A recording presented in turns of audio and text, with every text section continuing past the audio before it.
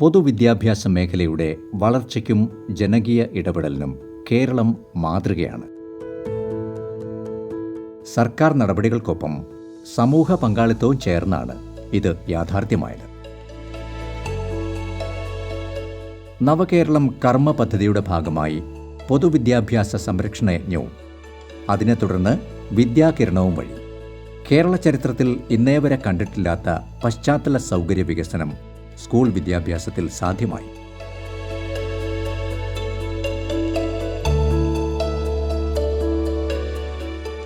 ഈ മികവ് അക്കാദമിക നേട്ടങ്ങളായി പൂർണ്ണമായ അർത്ഥത്തിൽ മാറ്റിയെടുക്കുക എന്ന ലക്ഷ്യത്തോടെയാണ് സമഗ്ര ഗുണമേന്മ വിദ്യാഭ്യാസ പദ്ധതി സർക്കാർ ആവിഷ്കരിച്ചിട്ടുള്ളത്.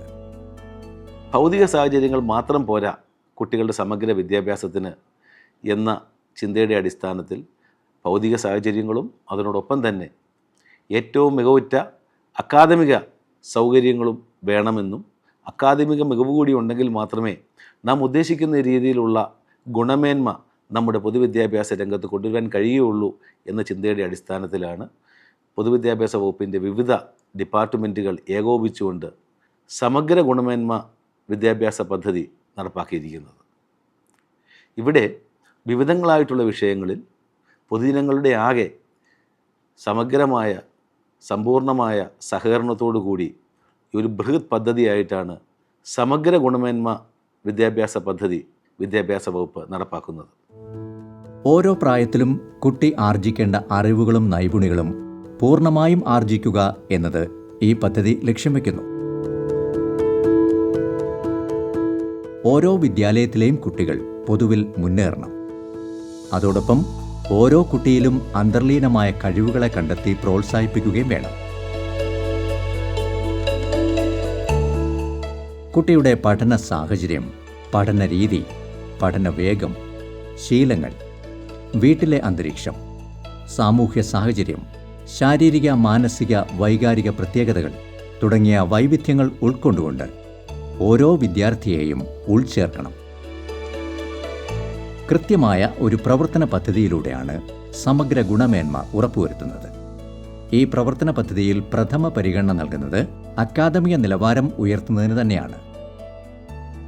സമഗ്ര ഗുണമേന്മ പദ്ധതിക്ക് പ്രധാനമായും 8 ഘടകങ്ങളാണുള്ളത്.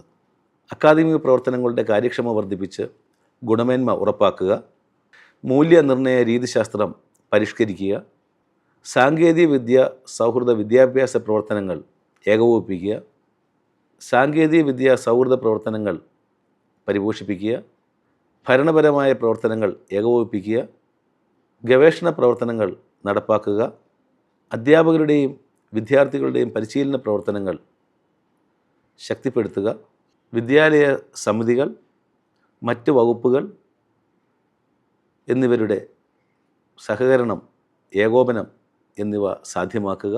ഇത്തരം വിവിധ ലക്ഷ്യങ്ങളെ മുൻനിർത്തിക്കൊണ്ടാണ് സമഗ്ര ഗുണമേന്മ പദ്ധതി സംസ്ഥാന സർക്കാർ നടപ്പാക്കുന്നത്. കാലാനുസൃതമായി പാഠ്യപദ്ധതി പരിഷ്കരിച്ചുകൊണ്ട് പൊതുവിദ്യാഭ്യാസത്തിൻ്റെ നിലവാരത്തിൽ കുതിച്ചുചാട്ടത്തിന് കേരളം അടിത്തറയിട്ടു. 1 മുതൽ 10 വരെയുള്ള ക്ലാസ്സുകളിൽ പുതിയ പാഠപുസ്തകങ്ങൾ വിദ്യാർത്ഥികൾക്ക് ലഭ്യമാക്കി കഴിഞ്ഞു.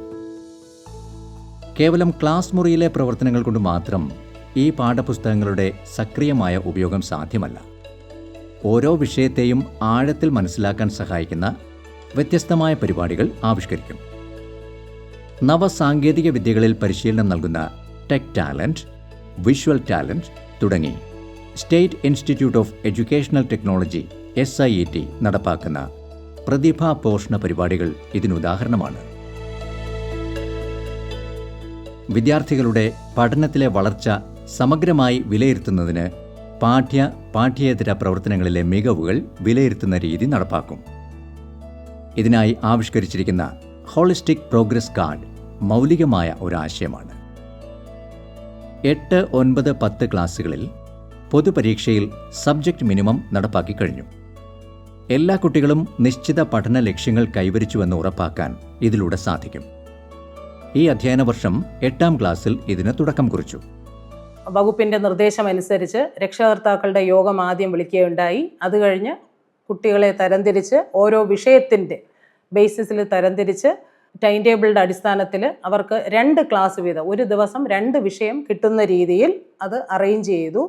അത് ഫലപ്രദമാകുന്നു എന്നാണ് ഞങ്ങൾക്ക് കണ്ടെത്താൻ സാധിച്ചത്. സംസ്ഥാന സർക്കാരിൻ്റെയും പൊതുവിദ്യാഭ്യാസ വകുപ്പിൻ്റെയും സംയുക്ത തീരുമാനപ്രകാരം എല്ലാ കുട്ടികൾക്കും ഗുണനിലവാരമുള്ള വിദ്യാഭ്യാസം നൽകുന്നതിൻ്റെ ഭാഗമായിട്ട് നമ്മളെ എല്ലാ കുട്ടികൾക്കും മികച്ച വിജയം ലഭിക്കുന്നതിന് 30% മാർക്ക് വാങ്ങി ഉപരിപഠനത്തിന് അർഹത നേടുന്നതിന് വേണ്ടിയിട്ട് നമ്മൾ താൽക്കാലിക ക്ലാസ് ഇവിടെ ക്രമീകരിക്കുന്നുണ്ട്.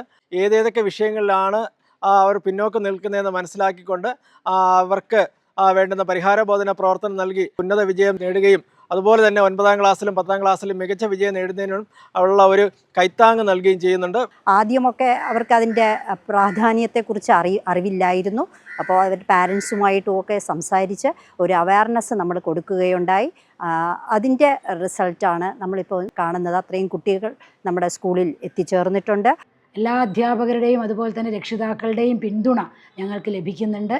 രക്ഷിതാക്കൾ കുട്ടികളെ രാവിലെ കൊണ്ട് ആക്കുകയും അവരെ ക്ലാസ് തീരുന്ന മുറയ്ക്ക് വിളിച്ചു കൊണ്ടുപോവുകയും ചെയ്യുന്നുണ്ട്. PTA സഹകരണവും നമുക്ക് ഇതിൽ നന്നായി ലഭിക്കുന്നുണ്ട്. കുട്ടികളെല്ലാം തന്നെ വളരെ ഉത്സാഹത്തോടു കൂടി ആണ് ക്ലാസ്സിൽ പങ്കെടുക്കുന്നത്. സാമൂഹിക സാംസ്കാരിക വിദ്യാഭ്യാസ നായകന്മാരിൽ നിന്നും ഉൾപ്പെടെ വലിയ പ്രശംസയും പിന്തുണയുമാണ് ഇതിന് ലഭ്യമായത്. സ്വാഭാവികമായും പഠന നിലവാരത്തിൽ താഴേക്ക് പോകാൻ ഇടയുള്ള കുട്ടികളെ കണ്ടെത്തി അവരെ പ്രത്യേകമായി ക്ലാസ് മുറികളിലിരുത്തി അവധിക്കാലത്ത് പഠിപ്പിച്ച് യോഗ്യരാക്കി മറ്റുള്ളവരുടെ ഒപ്പം എത്തിക്കാനുള്ള ഒരു പരിശ്രമം, ഇതെത്ര അഭിനന്ദനീയമാണ്. ലോകത്തെവിടെയെങ്കിലും ഇങ്ങനെ ഒരു പദ്ധതി നടപ്പാക്കിയിട്ടുണ്ടോ, അല്ലെങ്കിൽ ഗുണമേന്മ വിദ്യാഭ്യാസ പദ്ധതി ആവിഷ്കരിച്ചിട്ടുണ്ടോ എന്ന് ഞാൻ അത്ഭുതപ്പെടുകയാണ്. നമ്മുടെ കുട്ടികളെ ഏതറ്റം വരെയും ഉയർത്തിക്കൊണ്ടുവരാൻ വിദ്യാഭ്യാസ വകുപ്പ് അതിൽ ജാഗ്രത പുലർത്തുന്നു എന്നറിയുന്നത് എല്ലാവരെയും സന്തോഷിപ്പിക്കുന്ന, ഹൃദയം തുറന്ന് അഭിനന്ദിക്കാൻ പ്രേരിപ്പിക്കുന്നൊരു ഘടകമായിരിക്കും എന്നുള്ളതിൽ തീർച്ചയാണ്. കാര്യക്ഷമമായ പഠനം ഉറപ്പാക്കുന്നതിന് അധ്യാപകരുടെ അറിവും ധാരണകളും നിരന്തരം പുതുക്കേണ്ടതുണ്ട്. ക്ലാസ് മുറിയിലെ പഠന പ്രവർത്തനങ്ങളെ കാര്യക്ഷമമാക്കുകയും പഠന ലക്ഷ്യങ്ങൾ നേടിയെന്ന് ഉറപ്പാക്കുകയും ചെയ്യുന്നതിന് അധ്യാപകരെ പ്രാപ്തരാക്കാൻ അധ്യാപക വിദ്യാഭ്യാസ പരിപാടി സംഘടിപ്പിക്കും. പുതുതായി സർവീസിൽ പ്രവേശിക്കുന്ന അധ്യാപകർക്ക് പാഠ്യപദ്ധതിയെ സംബന്ധിച്ച ധാരണ നൽകുന്നതിന് നവ അധ്യാപക പരിശീലന പരിപാടികൾക്കും തുടക്കം കുറിച്ചു.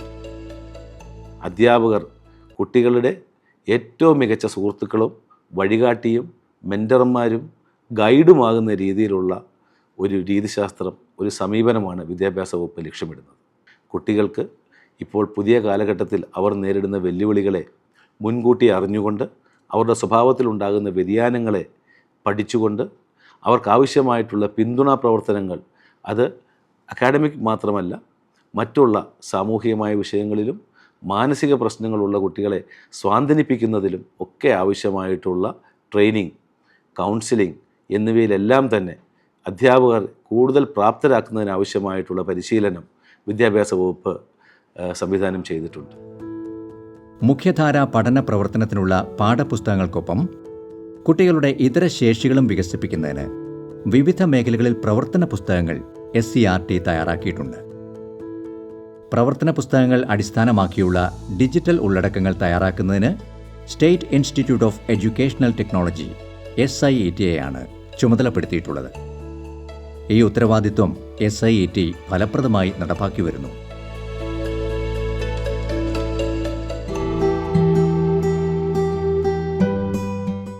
കായിക ആരോഗ്യ വിദ്യാഭ്യാസത്തിനായുള്ള ഹെൽത്തി കിഡ്സ് ഇതിൽ സവിശേഷ പ്രാധാന്യമർഹിക്കുന്നു.